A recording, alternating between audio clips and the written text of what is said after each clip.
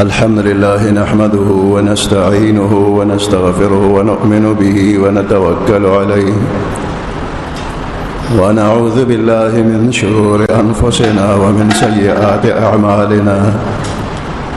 من يهده الله فلا مضل له ومن يضلله فلا هادي له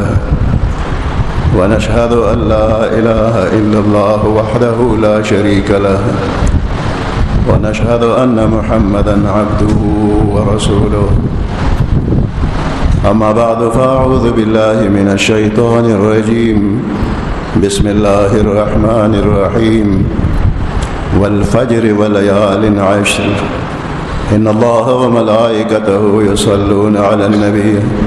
يا أيها الذين آمنوا صلوا عليه وسلموا تسليما اللهم صل على محمد وعلى آل محمد كما صليت على إبراهيم وعلى آل إبراهيم إنك حميد مجيد اللهم بارك على محمد وعلى آل محمد كما باركت على إبراهيم وعلى آل إبراهيم إنك حميد مجيد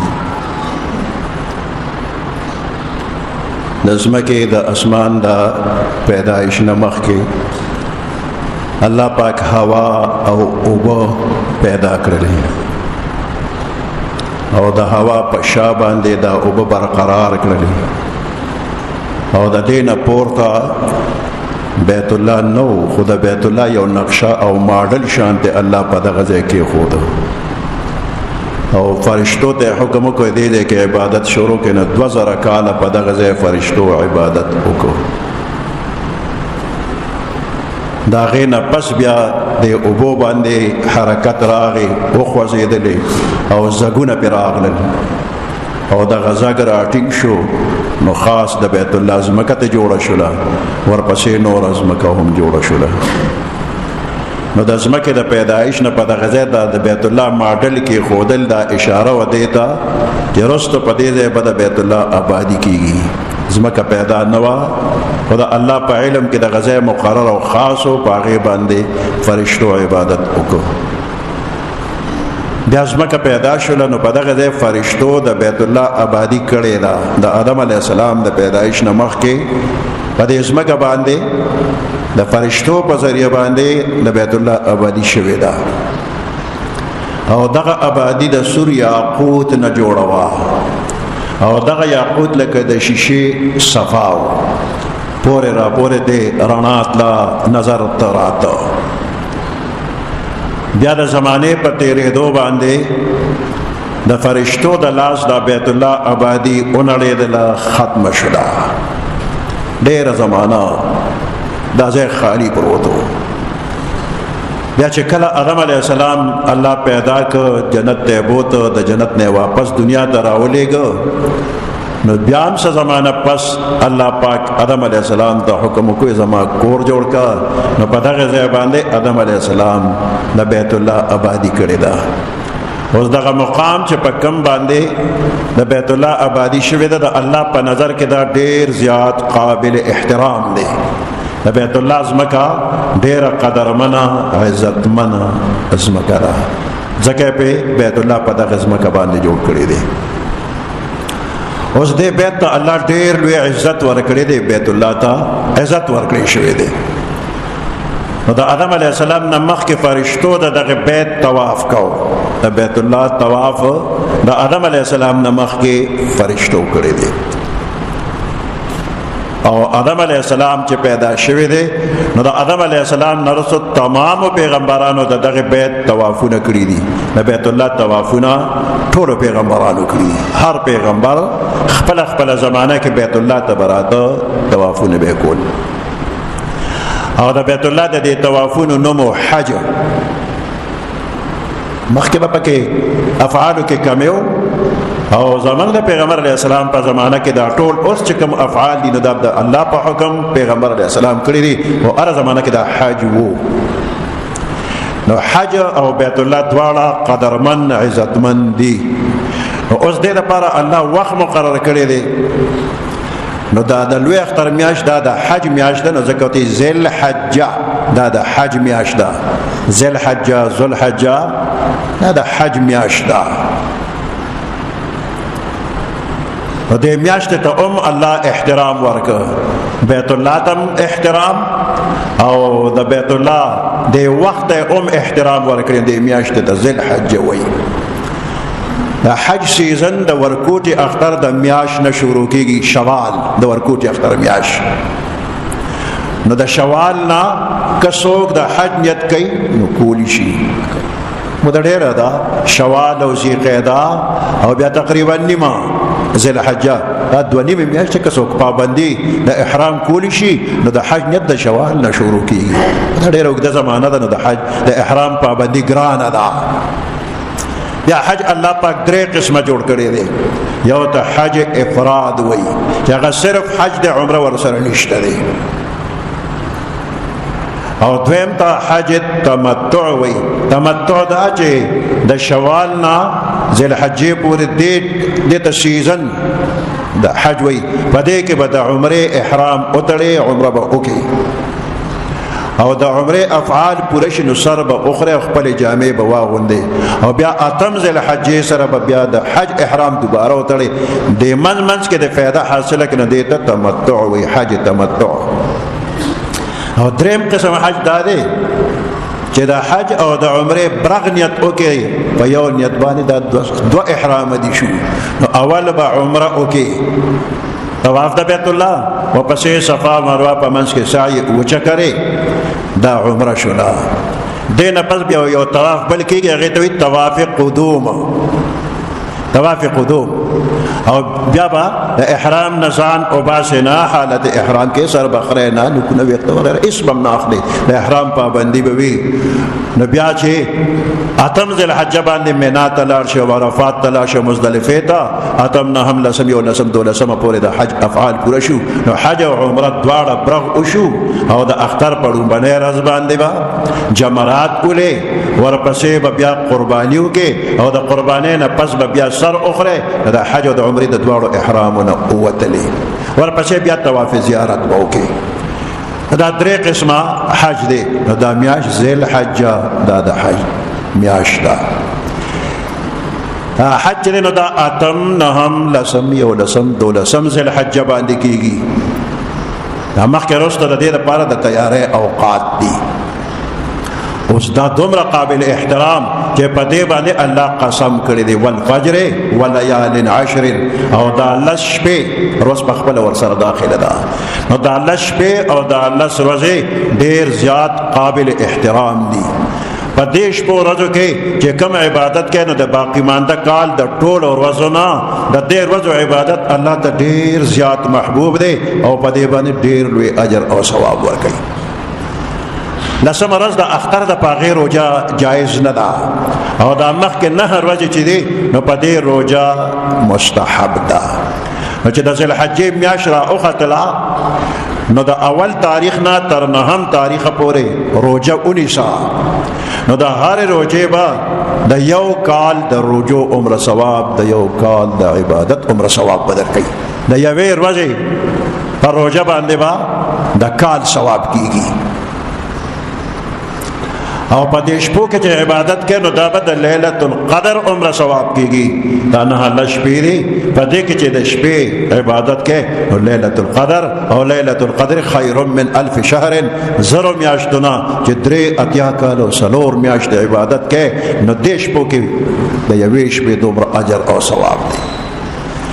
نو دروازه روجا د کال د عبادت ثواب او د شپې عبادت د ليله القدر عمره ثواب دا د اتو ورځو او دا نهمه چې عرفه ورته وي د دې یو روجه چې اونیسه نو د دې د دوو کالو د ګناهونو د معافی اعلان شوی دی د تیر شوی کال ګناه کړي دا اغم در بخله او دراتونکو کال د ګناه بخنه شوی دا تیر شوی کال کې بد کړي وي هغه ګناه الله معاف کړلا وی بخله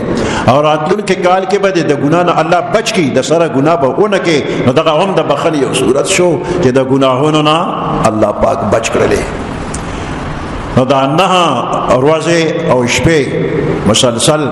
د شپې او د ورځې د عبادت او ثوابونه ډېر زیات دي د نور کال د عبادتونو اجر او ثواب زیات دي دا جهاد یو ډیر لوی ښکلی عمل دی. نو صحابه کرام وایي چې د دې ورځو د عبادت دا به د جهاد نه هم افضل او د جهاد نه هم افضل دی. البته یو مجاهد جهاد لاړ خپل اسور سره دی او دې جهاد کوي نو دې هم شهید شو او اسم په جنگ کې مړ شو، مال جان دواړه لاړل، د دې بنده اجر زیات دی د نور دې ته رسینا. د دې شپو ورځو کې هر نیکی قبلېږي، الله ته محبوب ده. څه عبادت به پکې وکړي؟ د شپې عبادت وکړه، نفل منځونه کوه، تلاوت کوه، نور ذکرونه کوه، د ورځې روژه ونیسه. او تلاوت هم ډېر ښکلی دی، دا هم ذکر دی. قرآن تلاوت دا هم په ذکر کې راځي. انا نحن نزلنا الذکر، ذکر نه مراد قرآن دی. الله وی موږ ذکر نازل کړی دی، نو قرآن تلاوت هم پکې ډېر وکړه. او بل سبحان الله سبحان الله دې ته وایي تسبیح. او الحمدلله الحمدلله دا هم ډېر وایه. او لا اله الا الله دې ته تهلیل وی، لا اله الا الله وایا. او الله اکبر دا هم ډېر وایا. نو د دې پکې هم ډېر لوی اجر او ثواب دی. او دارنګه مالی صدقات پکې هم وکړه. وظیفو تر څو خوشحالي دا لګي اساني او تاوان پکې نشته، خو لګ مالی صدقه پکې وکړه چې چاله الله وسور کړی وي نو دې مالی صدقه پکې هم کوي. او مالی صدقه چې دنه دې کې الله ډېر لوی خیر برکت آینده درله درکړي. او په خدای ازمیخ مه کوه، امتحان مه کوه. 10 روپۍ مې ورکړه سل خو یې را نه کړلې، نو ته په خدای امتحان کې دا مه کوه. امام شافعي صاحب زمانه کې یو بزرګ دی، دغه حیوه نوم دی، حیوه. او د بادشاه د طرف نه اغلا د 100,000 روپۍ 80 دیناره دا وظیفه مقرر وه. نو دا صاحب چې دربار ته لاړ او د دفتر نه به دته 80 دیناره ملو شو، نو دی چې به کور ته واپس راته نو 1 دینار به نو په لاره باندې تقسیم کړل. 80 دیناره د 100,000 په لاره به هغه تقسیم کور ته به تشتور راغی. او چې کور ته به راغی د دولۍ پلو به وارو نلته به نور 80 دیناره پراتو. قدرتي الله به ولا نور ورکړلې. د بادشاه وظیفه په لاره ختمه شوه. او کور ته چې راغی نو چې پلو به واړو نو لاندې به پکې 80 دیناره نور پراتو. نو د دې ضرورت کې کمی نه دی راغلی، خو د په اخلاص صدقه وکړله. اوس د تر زوی دی هغه ته حکومت 80 دیناره ورکړل. او چې راته کور ته نو په لاره تقسیم کړ، کور ته راغی پلو به واړو هېڅ شی نو. نو دی بل بزرګ ته وایي چې وروره ته خو 80 دیناره والی او هغه په لاره تقسیم کور ته راشي نو کور نور پرتی، ما خو په لاره تقسیم کوم، ما سره خو اسم را نه لله. هغه ورته زه په الله یقین سره صدقه کوم او ته په الله تجربه کول سره صدقه کوي، تجربه ولا الله نه ور کوي. نو ته تجربه مکوا او د الله په نوم صدقه دیش په ورځو کې وکړه به تجربه په اخلاص ته به ووینې چې تا ته به د دین ډېر الله درکوي. او تجربه په خدای مکوا چې ما خو ورکو ما له خیره نه کړلې. نو خپل رشتہ دار دی وګوره څوک پکې کمزور شته، هغه کمزوري سره لږ تعاون امداد وکړه. رشتہ دارو کې گاوند کې لږ نظر ولګوه چې څوک داسې بنده شته چې دغه ضرورت نه پوره کېږي، نو دې گاونډي سره لږ اخلاص وکړه. پخوا به د ګاونډیانو خلکو تپوس کوو او ګاونډي کره به ارسو، خو بل ګاونډي به وکړه را لېږل او دوی به یو بل کره لېږل. دواړو ګاونډیانو به یو بل کره ورکړه راکړه کوله. نو پخوانو مشرانو په رزق کې برکت و. اوس ګاونډي د ګاونډي نه خبرېږي. نو لږ شانته د ګاونډ نه ځان خبره وه. دا نه خبرېدل دا د کافرو خلکو طریقې دي. د کافرو په ملکونو کې ګاونډي د ګاونډي نه خبر هم نه دی چې زما د ګاونډ کې څوک اوسېږي، پته هم ورته نه لګي. او د ګاونډي د مرګ هم چاته پته لګي نه، ځکه یو بل تپوس پوښتنه نشته دی. البته کله د مړي پته ولګېږي بل ورپسې راغلی دی او دننه دی داخل کړی 13 شوله میاشت. بله میاشت کې کنیکشن کټ کولو چې څوک راشي چې وګوري سړی مړ پروت دی، نو بل والا راشي نه غوي دا سړی مړ دی، څوک ته خبر هم نشو. کور کې مړ پروت دی نو خام شو، څوک ته خبر هم نشو. دغه د کافرو طریقه ده. مسلمان د مسلمان تپوس بکئی دا جمعات ته چې خلک راځي په جمع مونځ کوي دې کې یو حکمت دا هم دی چې دا جمعات ته ټول راځي یو بل ویني د روغ جوړ نه دوی خبرېږي. او کم بنده چې جمعات ته راني شي نو بل مرګري چې فلانې خو براته نه دی راغلی سهار هم رانغی ماسپښین هم رانغی هغه ناجوړه دی نو بیا ول تپوس پوښتنه لور شي. دا په جمع مونځ دی کې دغه حکمت هم دی چې مسلمان دی د بل مسلمان د حال نه ځان خبر کی. نو ذکر فکر به هم کوي عبادت به هم کوي خو د خپل خپلوانو د ګاونډیانو د غریبانو خیال ساتي خصوصا د لږ په ورځو کې چې د ګاونډي او د رشتہ دار د خیال وساتو او تاسو ښېګړه احسان وسره کو امید دې چې د دې دونه بدل کې د دې لږ شپو عوض چې هغه باندې ټول کال آینده ستا به خډيره گزاره روانه وي. او قربانیم دې سره د لږ شپو ورځو سره تړلې ده چې د اختر د ذوالحجې لسم تاریخ دا د اختر ورځ ده نو دې کې قرباني ده. نو صاحب نصاب بنده خو به قرباني کوي او چې کم صاحب نصاب نه دی او گزارې والا دی دی غریب دی لکه سره 5 لک روپۍ نصاب دی او یو بنده سره 2 لک 2.5 لک روپۍ دی صاحب نصاب نه دی او قدم د شوق سره قرباني کړم دا هم ډیره بهتره ده ځکه چې په دې ورځو کې کوم عبادت کېږي نو دا راتلونکي کاله پورې دا موقع بیا نه ملاوي. او چاله چې الله ډیر وس ورکړي دی ځان له قرباني کوي خپل پلار لا خپل مور لا چاغوي وفات دي نشته دي اوس هغه ته محتاج دي استاد دعاګانو ته نو که خدای وس درکړي وي یو وسه چې ځان لکه نو یو سمور پلار لا موکا او دا دغه ایشه ستا اختیار دی چې څنګه استعماله په خپل خوري بل ورکه ته اجازه ده دغه اوکا ستام ثواب کیږي او د مور پلار باندې هم ور سره اجر او ثواب وشي. او چې کم بندله الله وس ورکړي وي او د قرباني نه کوي نو پیغمبر علیه السلام خفه کېږي وایي زمونږ عیدګاه ته د نه راځي چې الله وس ورکړي دی او د قرباني نه کوي. د ذوالحجې میاشت چې راوخیږي نو نکونه او ویښته مه اخله. حدیث مبارک کې نکونه او ویښته مه اخله. که څوک قربانۍ اراده لري نکونه ویښته دې نه اخلي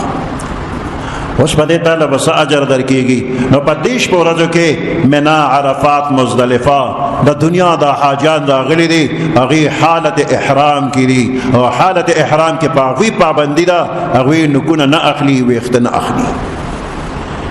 نو ته په خپل وطن کې او ته د هغه میدان د حاجانو نقل کې د هغوی مشابهت کې ځان د هغوی سره یو شان کې هغوی نکونه نالزم نکونه نعلما. نو په دغه میدان کې چې د لکونه روپۍ لګولې دي او مهنت مشقت برداشت کوي هغې له به الله څونه اجر او ثواب ورکوي. ته په خپل کور کلي کې اقوم ثواب تعالی دلته ملاویږي صرف د هغوی په شانتې ځان دې جوړ کړه. من تشبه بقوم فهو منهم څوک چې د چا په شانتې ځان جوړول غواړي هم د هغوی سره به حسابېږي. زموږ د خلک د انګریزانو په شانتې ځان جوړول غواړي. خدای دې مسلمانان پوهېږي چې د کافرو مشابهت نه کوي لږ د حاجانو مشابهت وکړه چې حاجي صاحب له کوم اجر او ثواب ملاویږي هغه به تا ته په خپل کور کلي کې ملو شي. دا خو د قربانۍ والاو دپاره یو لوی غنیمت دی چې په خپل کور کلي کې ناست دی او د منا او د عرفات او د مزدلفې د هغې حرکات او سکنات او د عباداتو ثواب په کور کې ملاویږي. قربانۍ والا سره د الله احسان او ښېګړه ده. خدا کم خلک چې غریبانان دي قرباني نه کوي نو دوی غریبانان وایي موږ به څه وکړو مالدار رور خو مې د اجانو سره ځان یو ځای کړو د حج عمره ثواب یې وشو. نو دې غریب ته مخه بند نه ده دې غریب ته الله یو مخه کولو کړې ده. کم سړی چې قرباني کوي نو اختره پورې نکونه ویښته دې نه اخلي نو دې د حاجانو مشابه شو د حاجانو ثواب دته دا غریب وایي زه د مالدار رور مشابهت کوم دې نکونه نالزم نکونه نعلم. نو دې غریب هم د اختر د ورځې پورې نکونه وانه غش دا غریب هم په ثواب کې داسې شو لکه د حاجانو په شانتې شو. نو غریب لم الله مقور کړی ده چې غریب یې خو لږ د خو خلکو مشابهت وکړه نو چې د خو خلکو په شانتې ځان جوړی نو د خو خلکو سره به الله یو ځای کوي. هم هر قسمه بنده چې وي او د نیکانو خلکو په سره دی مینه محبت وکړي او د نیکانو مشابهت د اختیار کړي نو نیکان خلک خو د الله دوستان دي. الله یې جنت ته بوځي او بېشماره نعمتونه ورکوي. نو چې ته د الله د دوستانو په شان ځان جوړی نو الله تا شړي نه چې دا خو مې دوست نه دی نو زما دوستانو سره تم راځه. نو دا غریب سړی دا کمزوري د اولیاء کرامو په صف کې شي او د اولیاء کرامو چې کوم قدر عزت د الله نظر کړي د ساده ګلم پکې د عمر قدر عزت شروع کیږي.